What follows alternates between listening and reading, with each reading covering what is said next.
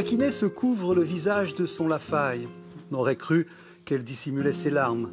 Mais au lieu d'un torrent lacrymal, ce sont des hoquets de plaisir qui la parcourent tout entière.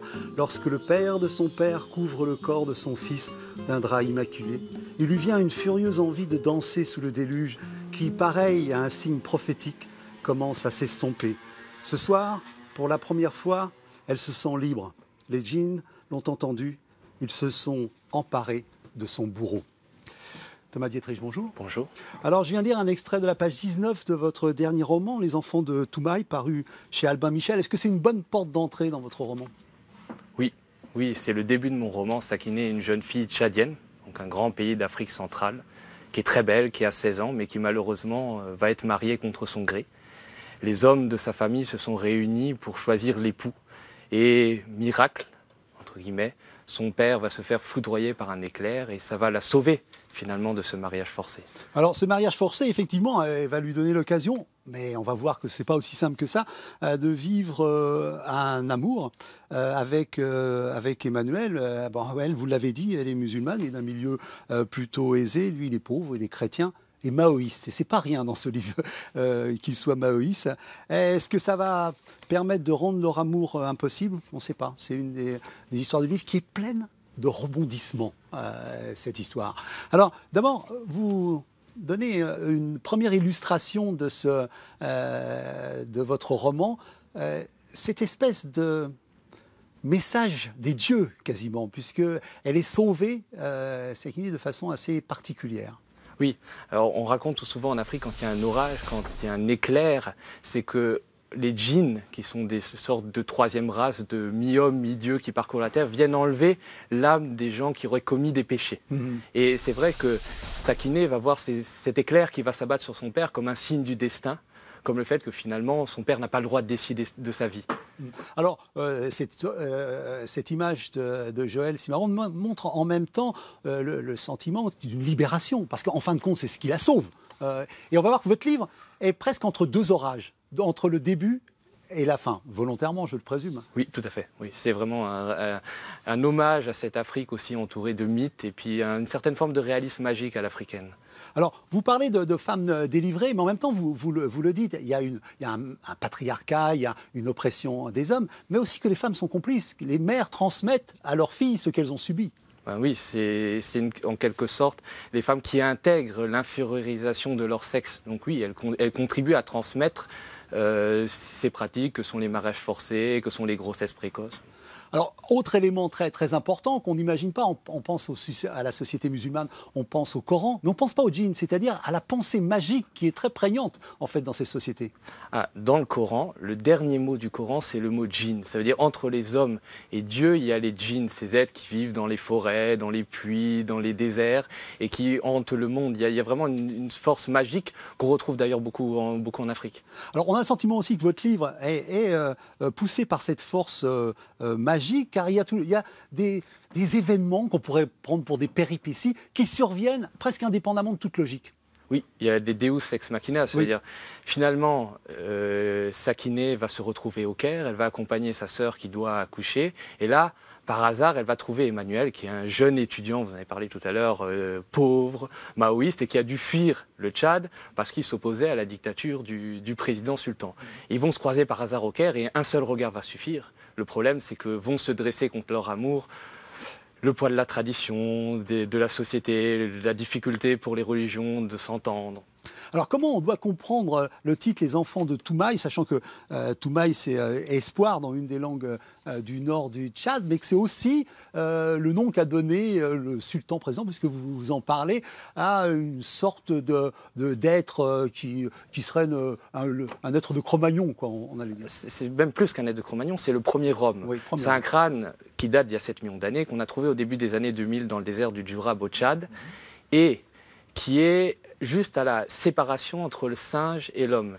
Et on dit que les Tchadiens sont les enfants de Toumaï, mais finalement c'est toute l'humanité qui est les enfants de Toumaï, qu'on soit noir, blanc, chrétien, musulman, du sud, du nord du Tchad. Voilà, c'était mon message. Voilà. Et le message est un peu plus loin et précisé, parce que le titre du chapitre, c'est le singe qui avait voulu devenir homme. Et on a l'impression que quand même la malédiction commence quand il veut devenir homme. Oui, tout d'un coup il est Il est là, dans sa grotte, j'imagine les montagnes du Tibesti, qui sont des très grandes montagnes au nord du Tchad, et il est avec sa meute, et puis il décide tout d'un coup de quitter sa meute, d'aller à l'aventure. Il sait qu'il risque de mourir, mais finalement il se lève. Il se lève, et c'est peut-être l'acte qui en fait homme. Il va à la rencontre des autres aussi, et c'est un peu l'histoire de mon livre. C'est ces personnages-là qui vont à la rencontre de l'autre qu'on leur a appris à détester, à honnir, et finalement on n'est pas si différent d'eux. Alors il y a une autre façon de commencer l'histoire, c'est le baiser. Et je vais vous montrer une illustration de Joël Cimarron parce que c'est très important dans votre livre, le moment où Sakiné, parce que c'est elle qui provoque les choses, provoque et accepte le premier baiser avec Emmanuel. Oui, c'est assez étrange parce qu'il y a une pudeur qui est pas liée à la religion musulmane, mais qui est liée à la tradition très forte qu'on trouve dans ces pays-là. Et c'est elle qui va prendre les devants, puisqu'Emmanuel est un peu gauche, un peu niais, et qui va l'embrasser. Et ça va évidemment déclencher un torrent. Ouais. Alors, il y a également, oui, on va voir que ce baiser provoque du côté d'Emmanuel et du côté de Sakiné des drames. Enfin, ils vont être séparés, ils vont être enlevés. Enfin, on va revenir là. Mais ce baiser, il est préparé par Sakiné. Elle va acheter du fard, elle s'apprête, et c'est là qu'on voit que la coquetterie est appréhendée dans le monde musulman quasiment comme une provocation au viol. C'est ce que vous dites dans le livre. Alors, je ne sais pas si c'est le monde musulman, parce que moi je parle de la condition de la femme dans certains pays d'Afrique, Afrique du Sahel. C'est pas la condition de la femme musulmane. Et effectivement, oui, il y a une certaine forme de coquetterie qui peut être interprétée comme une provocation pour les hommes, et c'est ça que j'entends dénoncer. Oui. Alors on va voir, toujours j'avance dans l'ouvrage, il va y avoir un certain Aman qui va être à la fois un ami, un amoureux ou un peu un amant potentiel et maintenant un traître, et il va y avoir...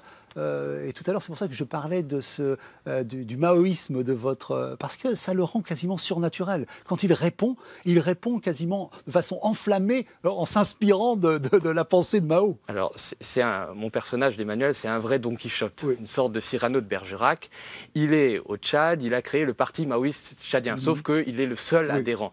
Et ses diatribes, finalement, il va les faire debout sur un banc, il n'y a que des vagabonds qui sont son auditoire. Donc, c'est pas quelqu'un qui rencontre beaucoup de succès, c'est pas quelqu'un, et j'ai voulu le faire, qui est en phase avec son temps, qui est déphasé. Oui, dans une société individualiste, lui, il a encore cet esprit-là de corps. Peu importe finalement l'idéal de Mao. Oui. C'est vraiment ce côté-là un peu déphasé du personnage, et romanesque, et picaresque même, que je voulais mettre en lumière. Poétique, parfois. Poétique.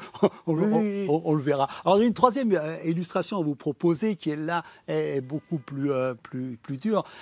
Cette illustration, donc, vous avez compris le moment que ça représente dans votre livre, c'est-à-dire cette façon, et on connaît ce moyen classique qui a été utilisé pour partir, de s'enfermer dans le local du train d'atterrissage. Là, Emmanuel survit, c'est un quasi-miracle, ça aussi. Alors oui, il y a un moment du livre où Sakiné va rejoindre sa sœur en Europe, en France, à Orléans, et Emmanuel, qui est évidemment fou amoureux, décide de la rejoindre, et le seul moyen qu'il trouve pour émigrer depuis l'Égypte vers la France, c'est de se cacher dans un train d'atterrissage d'un avion enveloppé de manteaux, et il va survivre, parce qu'il y en a qui survivent aussi. Oui, mais c'est très rare. Et là, il va y avoir un interrogatoire, alors quasi surréaliste, avec l'officier Humier, ou deux êtres quasiment, l'un une espèce de proustien nostalgique, enfin mélancolique, et lui le maoïste, et il va être aidé de manière quasiment incompréhensible, quoi. Alors oui, il arrive en France, il veut déposer sa demande d'asile, sauf qu'il tombe sur un phénomène, une sorte de poète frustré, qui n'arrive pas à trouver sa place dans la fonction publique, et ils vont se rencontrer, et ce personnage-là, qui est complètement lui aussi déphasé, va aider Emmanuel et Sakiné dans leur quête de l'amour. Oui, absolument. Et alors, en même temps, ce personnage, je trouve qu'il incarne l'espèce à la fois de loterie que représente l'émigration, rencontrer quelqu'un qui vous écoute. Il suffit d'une personne, et peut-être il vous sauve la vie. Et c'est parce qu'on est dans une administration qui, normalement, est une administration froide, inhumaine. Et là, on rencontre quelqu'un, et c'est lui qui va vous aider. Oui, c'est le côté de Deus ex machina, le destin, oui, de ces personnages qui à un moment surviennent dans une vie et vous sauvent la mise. Vous croyez, quand on rentre dans une administration, quand on va déposer une demande d'asile, on ne s'attend pas forcément à trouver des personnages comme ça, on s'attend à trouver des êtres froids, durs, qui vont chercher le mensonge dans vos propos. Et là, tout d'un coup, ils rencontrent une certaine forme de lumière. Alors, Vous parliez d'être froid et dur. J'ai une image de vous à 19 ans avec un de ces êtres. Alors, vous êtes où là? Éclairez-nous ce personnage un peu qui lui aussi a cru qu'il était un Deus Ex Machina. Oui, il aurait peut-être mieux fait de s'abstenir. Oui, alors, j'avais 19 ans, j'étais en République centrafricaine, je travaillais à l'époque là-bas. Et là, c'est à Berengo, c'est à 80 km au sud de la capitale Bangui. Et c'est en dessous de la statue de Bokassa. Oui. Bokassa, qui n'est pas un personnage très recommandable, mais qui est un personnage éminemment romanesque. Romanesque, oui, ça. Dont le père a été tué par les Français, et qui après est devenu complètement francophile, au point de se faire sacrer comme Napoléon, et qui a fini dans ce palais abandonné, à la fin de sa vie, se prenant pour le petit frère de Jésus et mourant tout à fait seul. Donc c'est vraiment une destinée romanesque et ça mettait en lumière aussi mon expérience en Centrafrique. Alors oui, expérience en Centrafrique dont vous avez fait un roman, mais votre rapport, il faut remonter, votre rapport à l'Afrique est bien plus lointain, c'est votre enfance l'Afrique. Oui, il y a eu le Togo et puis effectivement après j'ai travaillé en Centrafrique et j'ai beaucoup évolué dans la région, notamment le Tchad dont je parle dans mon roman. Oui. Alors donc ce personnage aussi il incarne, vous êtes un auteur militant, vous êtes engagé et cette image aussi c'est quand même celle aussi de la Centrafrique, c'est-à-dire c'est aussi l'image de la politique française. On a beaucoup aidé Bokassa et ça vous le condamnez. Alors, on a beaucoup aidé Bokassa, on a beaucoup aidé beaucoup de dictateurs par-delà. Oui. Donc oui, j'en parle. C'est vraiment une politique française, pour moi, en Afrique, qui continue aujourd'hui à être profondément détestable, à soutenir des dictateurs. Je parle du président Sultan dans mon roman. Voilà, c'est le président actuel du Tchad, Idriss Déby, qui est soutenu par la France au nom de la lutte contre le terrorisme, mais qui en même temps, au nom de cette amitié, peut bafouer tranquillement les droits de l'homme et peut s'abstenir de développer son pays. Donc oui, je condamne évidemment cette politique française qui est à rebours de tout ce qu'on annonce, à savoir la protection des droits de l'homme et le développement de l'Afrique. Alors je vais vous offrir un cadeau qui fait d'une manière ou de l'autre le lien avec l'Afrique.